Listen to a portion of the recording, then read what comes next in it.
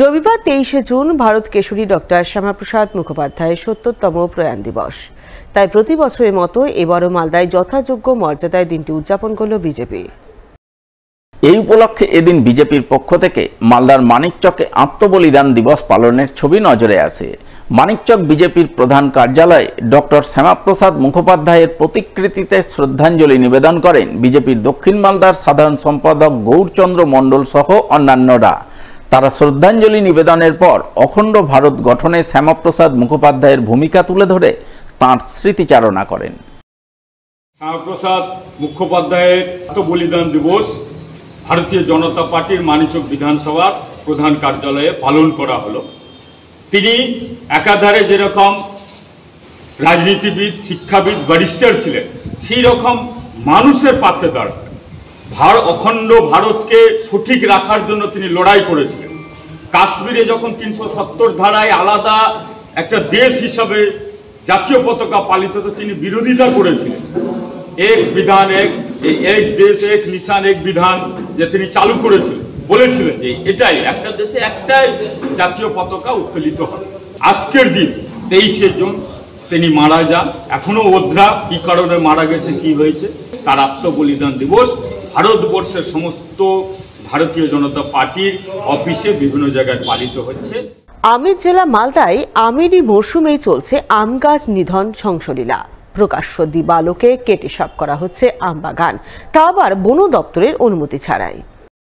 এমনই ঘটনাকে ঘিরে জোর শোরগোল পড়ল মালদার চাঁচল ১ নম্বর ব্লকের কলিগ্রাম অঞ্চলের নিমতলার কালীতলা এলাকায়। তবে স্থানীয় মারফত ঘটনার খবর পেয়েই নড়েচড়ে বসে বন দপ্তর, বন্ধ করে আম গাছ নিধন ধ্বংসলীলা। আমরাও তো জানি না পারমিশন নিয়েছে কিনা। তাহলে এক কাজ করবে, যে নিয়েছিল গাছ ওদের হয়ে তদারকি করছেন, তদারকি বাগানে আসছি, দেখাশোনা করছি, মানে তদারকি করা আমাকে বলতে দিন। ওগুলো কেনা বেচা হচ্ছে, আমাকে বলতে দিন, তদন্ত করা মানে দেখাশোনা করা মানে আপনারা দায়িত্বে আছেন। হ্যাঁ বলেন। কথা হলো যে আপনার যে গাছ মালিক আছে ওকে ইমিডিয়েটলি বলবেন আমার সাথে ফরেস্ট অফিসে দেখা করতে, আর তার আগে এখানে কোনো গাছ যাতে কাটা না হয়, আর এখানে গাছ যেমন আছে তেমনই পড়ে থাকবে, এখান থেকে একটা গাছ উঠবে না, ঠিক আছে। স্থানীয় সূত্রে জানা গেছে, চাঁচল ১ নম্বর ব্লকের কলিগ্রাম অঞ্চলের নিমতলার কালীতলা আমবাগান সহ মোট ২২ বিঘা জমির মালিক রয়েছেন এলাকার একসময়ের জমিদার মজুমদার পরিবার। কিন্তু বর্তমানে সেই জমি এলাকারই কিছু দালালের মাধ্যমে অগ্রিম বায়না করেছেন বাহারালের এক ব্যক্তি। তারাই নাকি এই গাছ কাটার কাজ চালাচ্ছিলেন, তাও আবার বন দপ্তরের প্রয়োজনীয় অনুমতি ছাড়াই।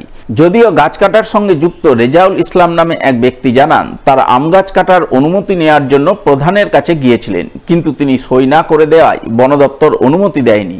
তারা চান প্রধান সই করে দিক, তারপর বন দপ্তরের অনুমতি নিয়ে গাছ কাটবেন।